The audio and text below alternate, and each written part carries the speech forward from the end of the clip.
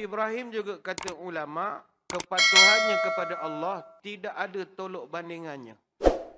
Hingga kan dia sanggup menyembelih anaknya walaupun arahan itu datang dalam bentuk mimpi saja.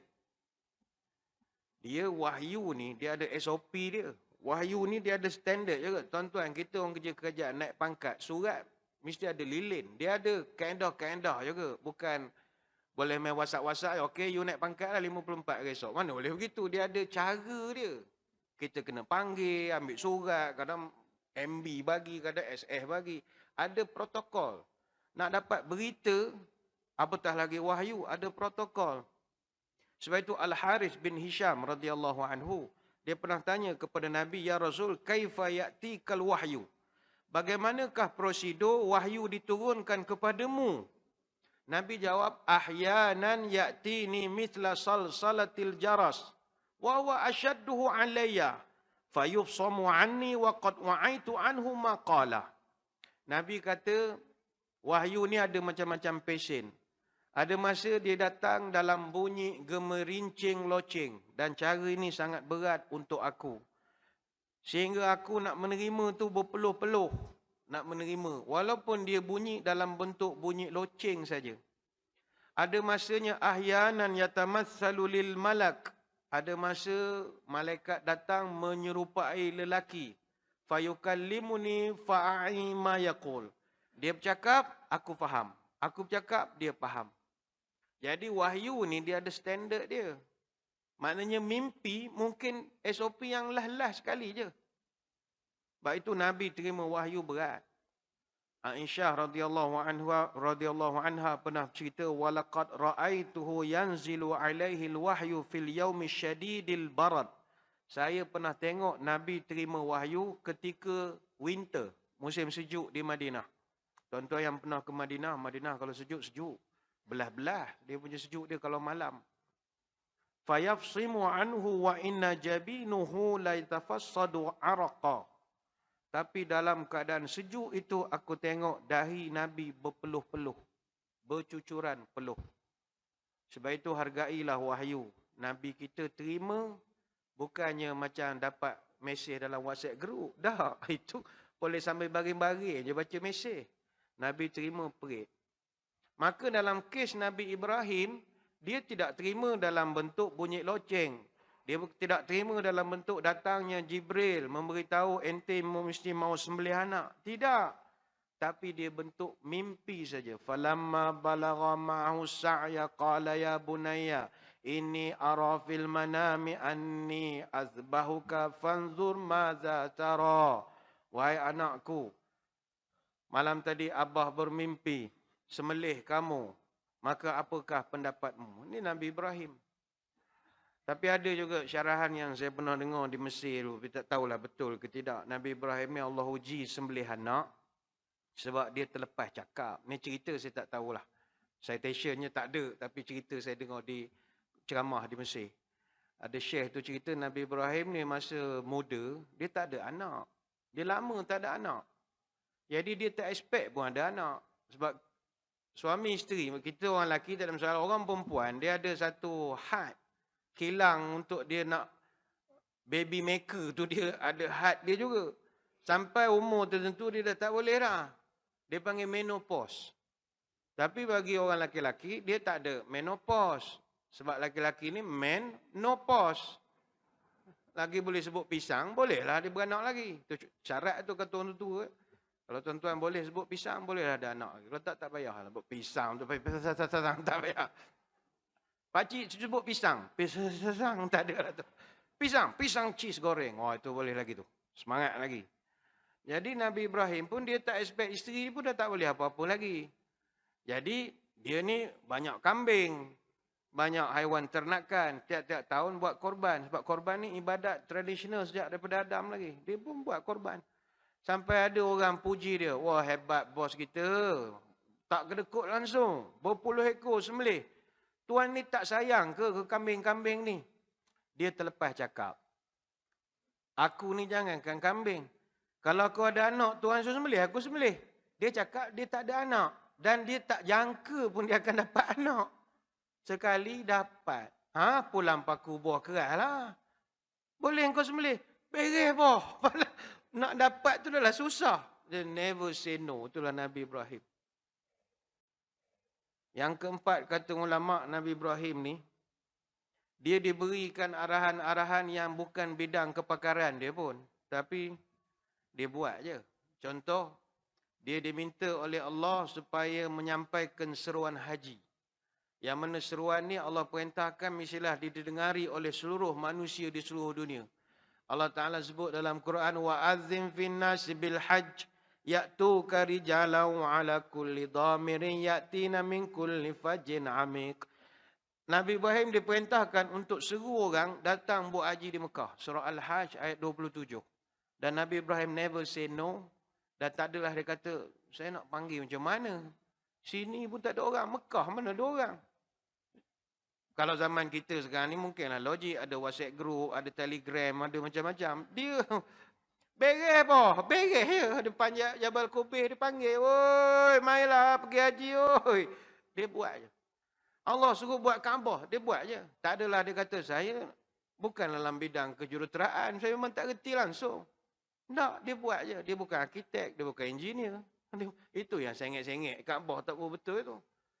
Dia never say no. Ni perangai Nabi Ibrahim. Apa lagi? Allah uji Nabi Ibrahim ni. Sabar dia luar biasa. Nabi Ibrahim ni hidup berpoligami. Tuan-tuan sini kalau malam ni ada yang sedang berpoligami dan sedang termenung memikirkan masalah rumah tangga. You are not alone.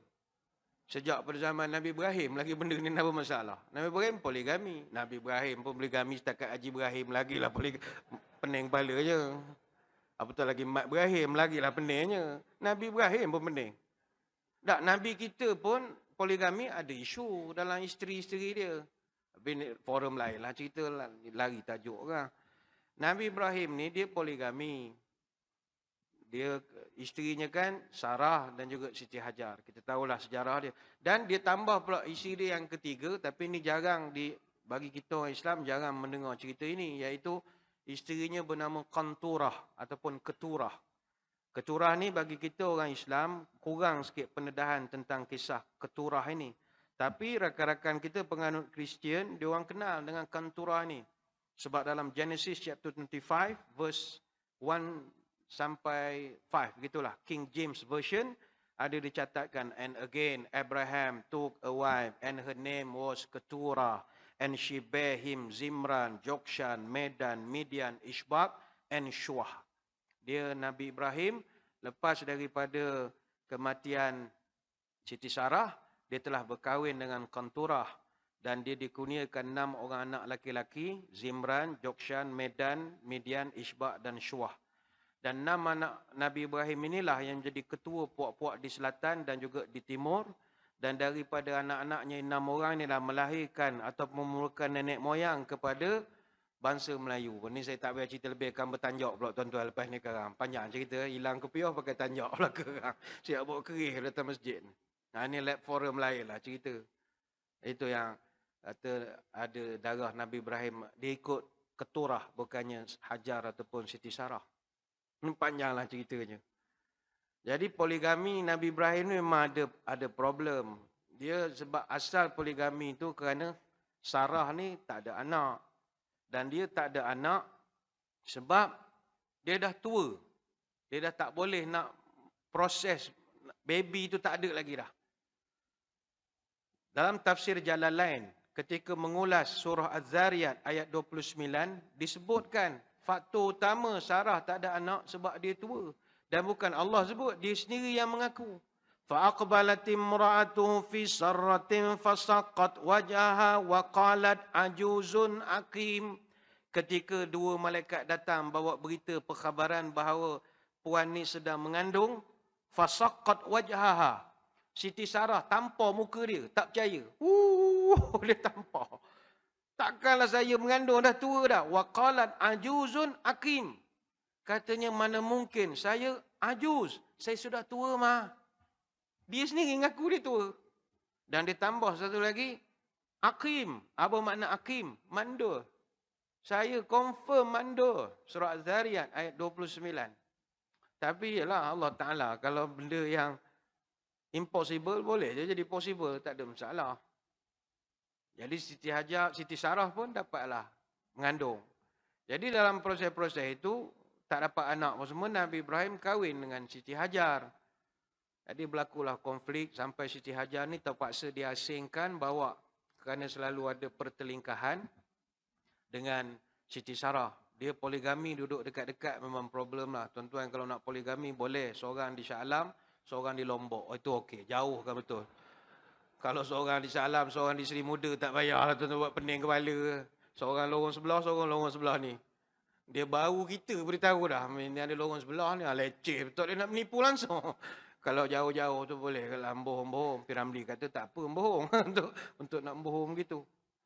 Apa sebab dia hantar Siti Hajar ni keluar? Yang ini saya ingat kita akan ulaskan selepas ini. Sebab saya ingat kita beri dulu laluan kepada azan isyak. Lagi 4 minit lagi? Oh, belum lagi. Kejap lagi kita akan beri laluan kepada azan isyak.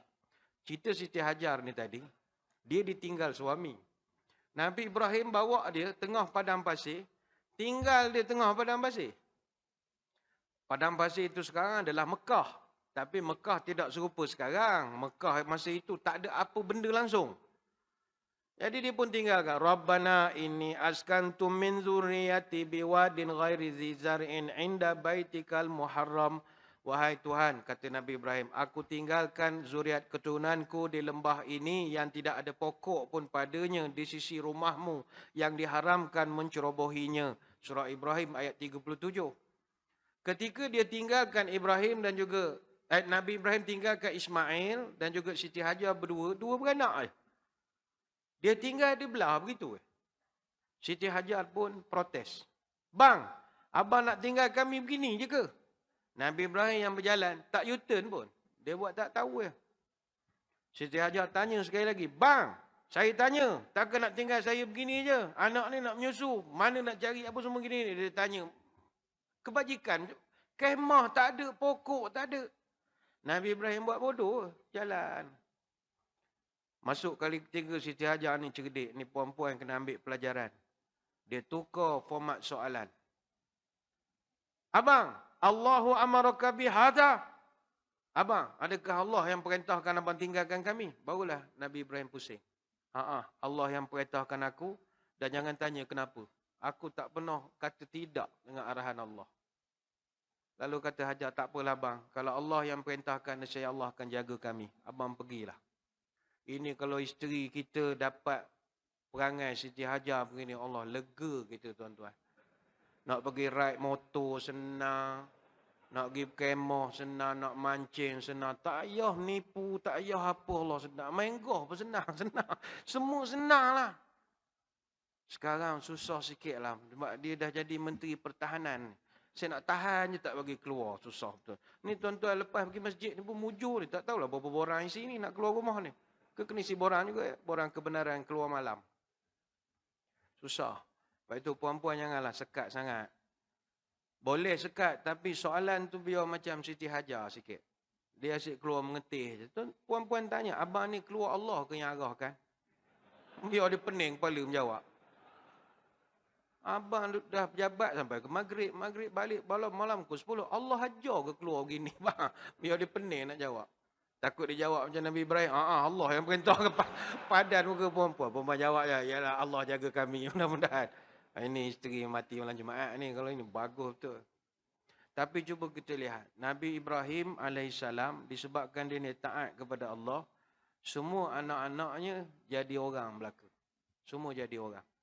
Tidak ada Nabi dan Rasul selepas era Nabi Ibrahim. Kecuali Nabi dan Rasul itu mesti keturunan dia. Apa sebab? Berkat dia sabar dengan ujian daripada Allah. Dah masuk Jadi kita akan berehat dulu seketika. Tuan-tuan semua jangan ke mana-mana. Kembali lagi selepas ini.